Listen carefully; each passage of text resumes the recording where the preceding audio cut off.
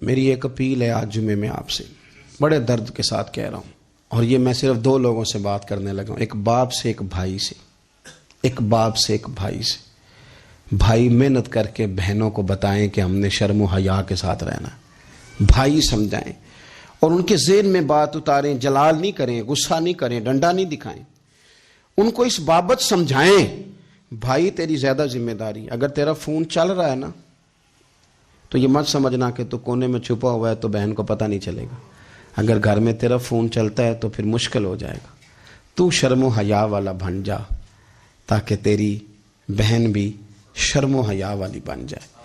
اور میری والد سے اپیل ہے، میرا ایک بڑا قریبی عزیز تھا، میرا بھائی تھا، تو موٹر سائیکل پہ نا اس نے ہارن لگوا لیا، وہ ہارن بڑا شور کرتا تھا ہارن، اور پھر اس نے سائلنسر نکلوا لیا، سائلنسر ہوتا ہے نا موٹر سائیکل کا، تو بڑا شور کرتا، بوڑھے اسے گالیاں دیتے اور وہ ہنستا۔ ایک دن اس نے نا وہ گاڑی بھی صحیح کرا لی اور ہارن بھی ہلکا لگوا لیا، تو میں نے اسے کہا روک کے، میں نے کہا خیر ہے میاں؟ تو مجھے کہنے لگا کہ قاری صاحب، حافظ صاحب، میرے گھر نا بیٹی پیدا ہو گئی ہے، اور میرے ابا جی نے مجھے کہا ہے کہ تیاں دے پیو انج دے کم نہیں کرتے۔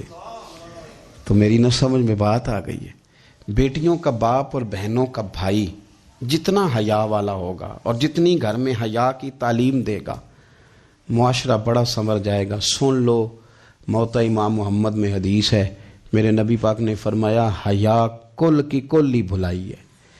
حیا میں بھلائی ہی بھلائی ہے، حیا میں خیر ہی خیر ہے، یعنی حیا والے ہو گئے تو بھلائی والے ہو گئے، حیا والے ہو گئے تو خیر والے ہو گئے، حیا والے ہو گئے تو اللہ نے بڑا کچھ دے دی۔ آپ گھر کے اندر کچھ چیز دیکھیں نا ٹی وی پہ، موبائل پہ، تو خدا را ذرا سوچ کے دیکھیں، یہ جو بدبو ہوتی ہے یہ دور سے آ جاتی ہے، جس طرح خوشبو دور سے آتی ہے تو بدبو بھی دور۔ میں آپ سے عرض کروں کہ اپنے اوپر محنت کریں، اپنے آپ کو سنبھالا دیں۔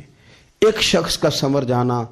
اس کے دائیں بائیں والوں کے سنور جانے کی دلیل بن جاتا ہے، بڑا سارا نفع۔ اے اللہ، سیدہ طیبہ طاہرہ حضرت فاطمہ الزہرا رضی اللہ تعالیٰ عنہا کی چادر تطہیر کا صدقہ ہر بیٹی کے سر پہ شرم والی چادر عطا فرما۔